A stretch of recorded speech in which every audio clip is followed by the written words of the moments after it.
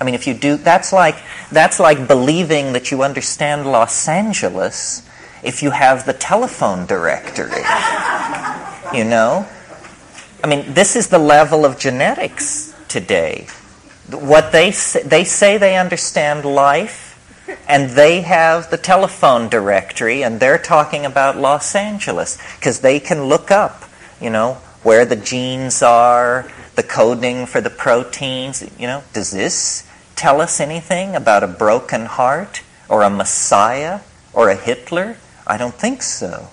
So what we are trying to do is return the focus of attention to individual experience. We have been slave too long to ideology transmitted hierarchically and based on a tremendously alienating instrumentality.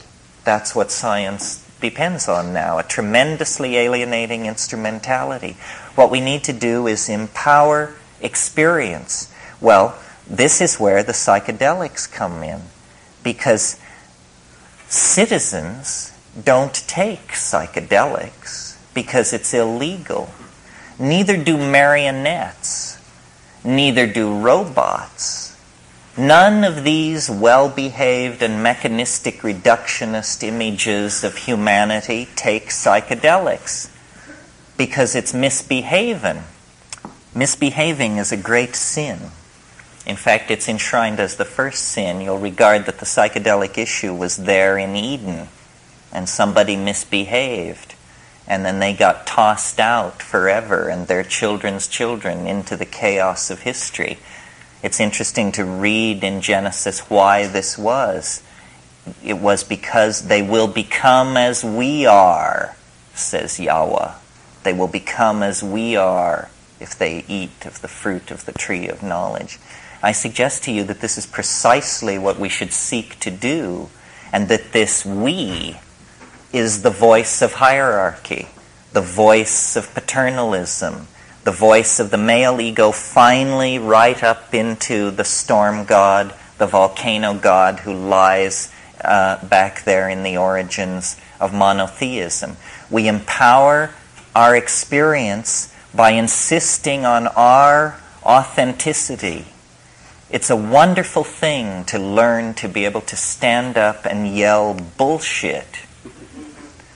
I did it when I was about 18 years old, and it was the meme of the hour, and it blew their minds. It did blow their minds. It was uncivil. It was uncivil. It lacked polity. It was rude and crude and correct, because so much is being slung, and nobody is talking about the primacy of experience and the dignity of the individual. The dignity of the individual. We went a long way with this in America before we betrayed it. And it wasn't only betrayed by the clowns in Washington. It's also betrayed by anybody who clusters themselves around the feet of some self-proclaimed nabob. Because the fact of the matter is, nobody knows what's going on. Nobody knows. Nobody has the faintest idea. The best guesses are lies. You may be sure of it. And so to pretend that one human being will lead another out of the dark night of ignorance and into the shining light of truth is ludicrous, absolutely grotesque, a product of this empowering of the human image that has gone on through several thousand years of dominator culture. If you want a teacher, try a waterfall, or a mushroom, or a mountain wilderness, or a storm-pounded seashore. This is where the action is. It's not back in the hive. It's not in the anthill.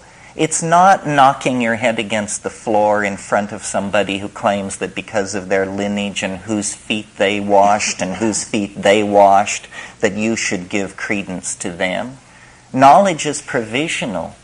And we are yet to approach even the first moment of civilized understanding. The way it is to be done is by trusting yourself, trusting your intuition. Reject authority. Authority is a lie and an abomination. Authority will lead you into ruin. It's not real. And it isn't, don't get the idea that it's this liberal rap about how everybody has a piece of the action. You know, the Jews know something, the Buddhists know something, the Huichol know something. Nonsense. Rubbish. Nobody knows anything. These are different kinds of shell games that have been worked out by priestly castes of people to keep things under control. Institutions seek to maximize control, control, control. That's what they're into. Did you think they were in the business of enlightening you? Saving your soul? Forget it. Control is what this is all about. And to the degree that we commit ourselves to ideology, we are poisoned. Any ideology, Marxism, Catholicism, objectivism, you name it, rubbish, all rubbish. What is real is experience. What is real is this moment. And so then what it becomes about is, what are the frontiers of experience? How much of that has been taken away from us by these dominators, by these priesthoods, by these cults, by these philosophical shell games? Well, a lot. That's the whole story of history. Our growing unease, our growing dis-ease, our malaise is all about the fact that we are kept from the wellspring of experience. We are sexually repressed. You may not feel it, but look back 100 years to a world where pianos wore pants. You know, maybe we've made a little progress on the sexual thing. Maybe not. Maybe more or less than we think. But we are repressed in all of these areas. And we are particularly repressed in the area that relates to the psychedelic experience. Because it is raid to the dominator insect invasion. They can't take it. They can't stand it because it empowers the individual. It dissolves the cheerful model of science. It's just exposed as, a nice story. It enriches the accessible universe tenfold, 100-fold, 1,000-fold. It makes the individual complete within his or her self. And this completion of the individual is extremely destructive to the plan of the dominators, which is that you will be a cog in a machine. You will participate in the life of an organization. Not your life, the life of an organization. You will go to some bullshit job. You will pour the best years of your life and your genius and your hopes into this. You will serve an institution. You will serve. Well, it's a bad idea for free people to go along with this. A much better idea would be to insist on the dignity of human beings, to recognize that the freeing of slaves, the giving of the vote to women, the ending of public whippings, that this program of political enlightenment must also then include hands-off on how people want to relate to changing their minds. We are not interested in being sexually regulated by the state, and we are not interested in being intellectually, spiritually, emotionally manipulated by the state. The state should stand down in this issue. The state is acting as the enforcing arm of the dominator culture, specifically of fundamentalist screwballs who, are horrified by all this, by the notion that people would claim the authenticity of their own minds, that people would stand in the light of nature and reject original sin and the guilt from Eden and, the sins of the fathers and all this rubbish which is handed down. What the archaic revival is going to have to mean, if it has teeth, is a re-empowering of the individual and a consequent lowering of the profile of institutions, especially government. We need to think about these things because we have bought into the idea that we have to serve and behave and be enslaved, else chaos will engulf the world. We need to carry out our analysis of the situation to the point where we can embrace chaos and see that chaos is the environment in which we all thrive. That's how I've done it for years. You think I could have gotten away with this in the Soviet Union? I don't think so. I require a society on the brink of social breakdown to be able to do my work. And I think a society on the brink of social breakdown is the healthiest situation for individuals. I don't know how many of you have ever had the privilege of being in a society in a pre-revolutionary situation, but the cafes stay open all night, and there's music in the streets, and you can breathe it, you can feel it, and you know what is happening. The dominator is being pushed. It never succeeds. It never is able to claim itself. But on the other hand, history is young.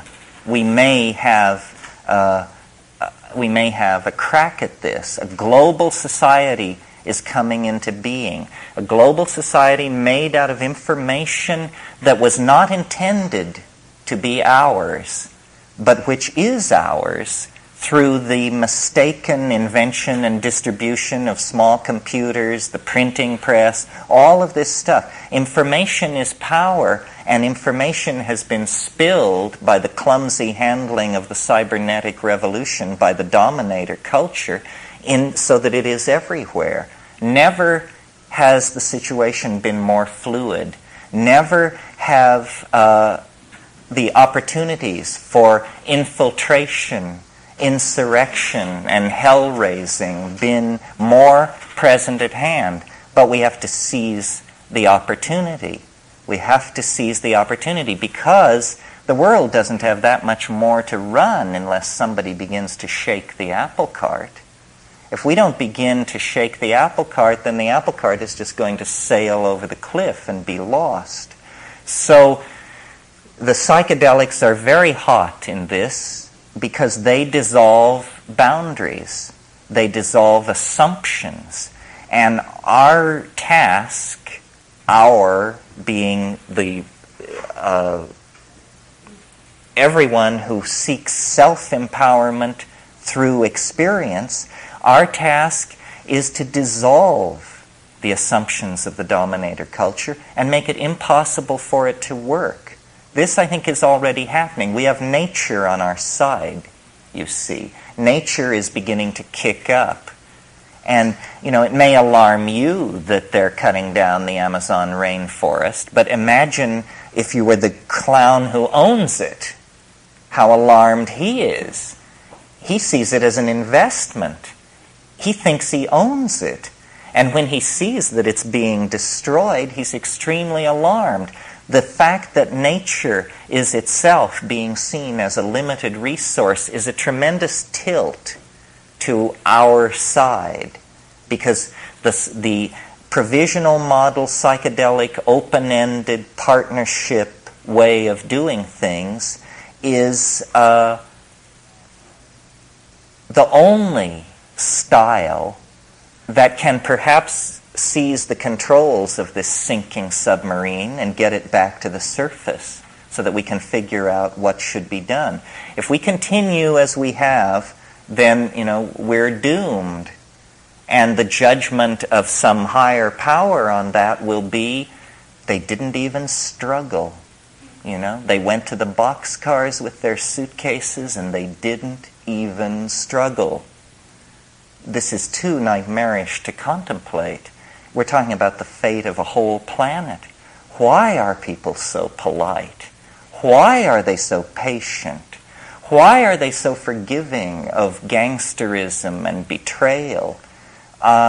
It's very difficult to understand. I believe it's because the dominator culture is increasingly more and more sophisticated in its perfection of subliminal mechanisms of control. And I don't mean anything grandiose and paranoid. I just mean that through press releases and sound bites and the enforced idiocy of television, the drama of a dying world has been turned into a soap opera for most people.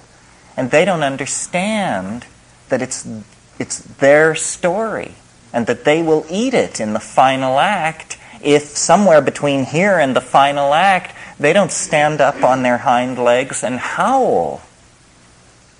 So this whole effort to bring the psychedelic experience back into prominence is an effort to empower individuals and to get them to see that we are bled of our authenticity by vampirish institutions that will never of their own accord leave us alone.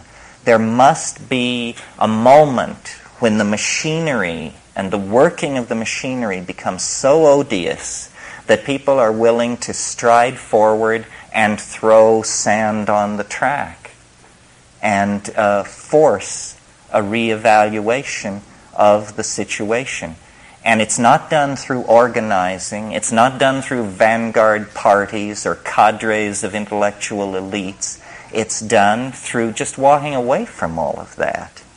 Claiming your identity, claiming your vision, your being, your intuition, and then acting from that without regret, cleanly, without regret.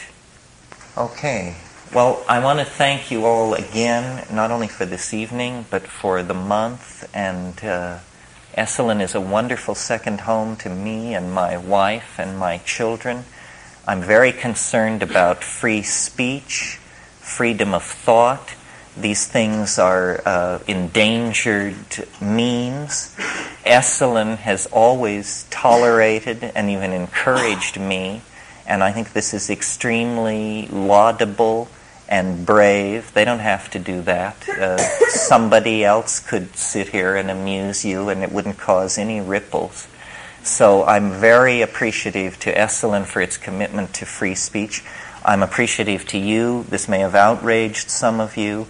You were very noble about it. Civilized dialogue is our last best hope, and we must preserve theaters and opportunities for civilized dialogue. The best idea will win. The best idea will win. Thank you very much.